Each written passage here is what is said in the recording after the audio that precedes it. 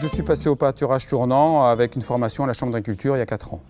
Ça a permis en fait de laisser les bêtes moins longtemps sur les parcelles, que les bêtes mangent mieux l'herbe instantanément, sans remanger 2 fois la même herbe, sans la fatiguer. Parce que quand on laisse une parcelle entière pousser après avoir déjà été passé avec des vaches, c'est que de la bonne herbe qui pousse, hein. Tout est au même stade, donc ça fait de la bonne herbe. On est passé à des parcelles où les bêtes restaient une semaine et on s'est aperçu que le mieux c'est quand elles y restent que 2-3 jours. Vu qu'en fait on l'a beaucoup pratiqué sur les lots de genisse, en fait on a dû augmenter le GNQ au moins de 100 grammes par jour. En fait on est équivalent aujourd'hui aux mâles qui sont dans des prairies en fait découpées mais pas assez. Pour faire un vélage à 2 ans, il faut au moment de l'insémination une genisse qui fasse au moins 450 kg. Donc là on les réalise. Et ensuite, en plus en faisant du vélage 2 ans, ça nous permet en fait pour mon compte à moi de pouvoir économiser à peu près 10 hectares. Parce que entre la mise à l'herbe et faire du stock pour les genisses, c'est à peu près 10 hectares qu'il me faudrait si je voulais véler à 3 ans.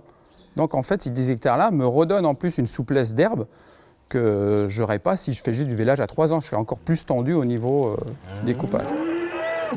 Le pâturage tournant est vraiment adapté pour le vélage à 2 ans. L'intérêt du pâturage tournant au niveau économie, c'est au niveau de l'engrais. Avant, on en mettait systématiquement partout. Maintenant, j'en mets que sur les parcelles de fauche que j'ai fauchées l'année avant. En fait, on dure plus longtemps au niveau du pâturage des mères avec leurs veaux. Donc, au niveau économique, on s'en sort mieux parce que les GNQ, en plus, ils sont largement meilleurs.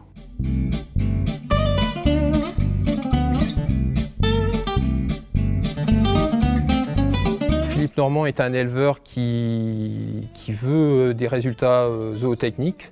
Donc pour preuve, donc ces génisses, l'âge au premier vélage de ces génisses, c'est 24 mois, 24 à 26 mois. Et puis le poids de carcasse moyen de ces taurillons, donc à 17 mois, c'est 440 kg. 60 hectares sur les 70 hectares de surface fourragère sont en prairie naturelle. Pour que l'herbe puisse faire de la croissance, il faut qu'elle soit exploitée au bon stade, donc au stade feuillu, donc en valeur hauteur herbomètre, maximum 14-15 cm. Et on voit que cette herbe feuillue peut faire 0,94 UFV et 16 de MAT. Finalement, c'est l'aliment équilibré que l'on donne des bovins en croissance.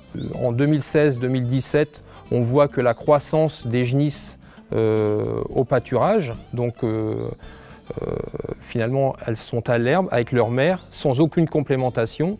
Et donc, elles sont à 1240 grammes de GMQ.